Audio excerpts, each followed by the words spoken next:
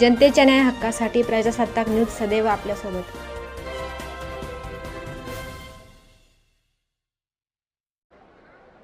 संगमनेर नगरपालिकेची नुकतीच निवडणूक झाली आणि या निवडणुकीमध्ये संगमनेर सेवा समितीला संगमनेरकरांनी प्रचंड असा प्रतिसाद देऊन आमचे 30 पैकी 27 नगरसेवक या ठिकाणी निवडून आले। त्याचबरोबर नगराध्यक्षा म्हणून डॉक्टर मैथिली तांबे या देखील प्रचंड मताधिक्याने या ठिकाणी निवडून आल्या। महाराष्ट्रातल्या 1 नंबरच्या मताधिक्याने त्यांचा विजय झालेला आहे। याबद्दल सर्वप्रथम मी संगमनेरकरांचे आभार मानतो आणि नगरपालिकेच्या कामकाजाला देखील आता प्रत्यक्षरित्या सुरुवात झालेली आहे। कामकाज चालू करत असताना पहिला 1 महिना ते 1.5 महिना ते फक्त प्लॅनिंग कसं करायचं याच्यावरच आमच्या बैठका चालू आहेत, सुरू आहेत। वारंवार या बैठका घेतल्या जात आहेत।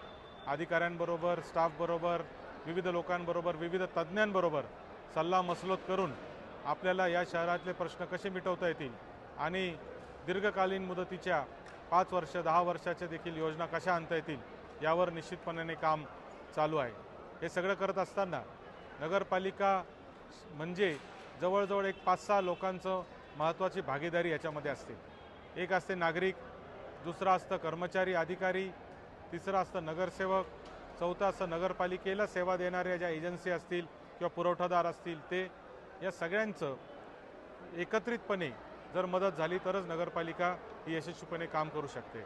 आणि म्हणून याचाच एक भाग म्हणून आम्ही आज संगमनेर नगरपालिकेच्या इतिहासात पहिल्यांदाच संगमनेरचे नगरपालिकेचे सर्व नगरसेवक, नगरसेविका, सर्व अधिकारी, सर्व कर्मचारी, अगदी शेवटच्या सफाई कर्मचाऱ्यापर्यंत सगळ्यांना एकत्रित बोलून आज या ठिकाणी चर्चा या सगळ्या विषयांची केलेली आहे। या निमित्ताने या सगळ्यांना एकच गोष्ट सांगितली आहे का संगमनेर शहराच्या कल्याणासाठी आणि आपल्या भावी पिढीच्या भविष्यासाठी आता हे करावंच लागेल अशा पद्धतीने आम्ही काही गोष्टी ठरवलेल्या आहेत आणि त्या करण्याच्या दृष्टीने आता कर्मचारी आणि अधिकाऱ्यांनी देखील एकमुखी पाठिंबा हा सगळ्या आमच्या बॉडीला नगरसेवक आणि सगळ्या नगराध्यक्ष सगळ्यांना दिला आहे।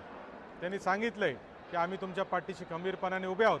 या शहरासाठी जे जे चांगलं करता येईल ते करण्याचं काम या बॉडीने निर्णय घ्यावे।